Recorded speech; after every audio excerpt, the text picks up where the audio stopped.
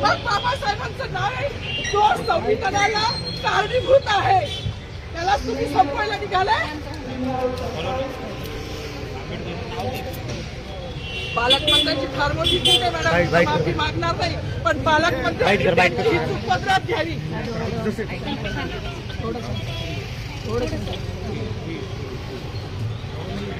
मला मीडियाशी घेणं नाही मॅडम, मला सस्पेंड केलं की वाळूचे गाडे उपसतील, मी माती काम करीन, पण बाबासाहेबांची ओळख पुसून येणार नाही. मला सस्पेंड करायचं करू शकता मॅडम. बाबासाहेबाला संपवायचं काम करायचं नाही.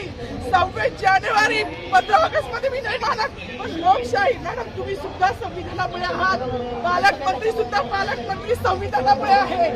कोणताही जाती भेद नाही, सगळी समानता केलेली आहे. बाबासाहेबांचं नाव आता तरी भाषणात येईल, मग तरी भाषणात येईल. ज्या लोक संविधानाला लोकशाहीला कारणीभूत नाही त्यांची नावं वारंवार घेतली गेली. मग जो संविधानाला कारणीभूत आहे तो प्रजासत्ताक दिनाचा जो मानकरी आहे त्याचं नाव भाषणात का नाही.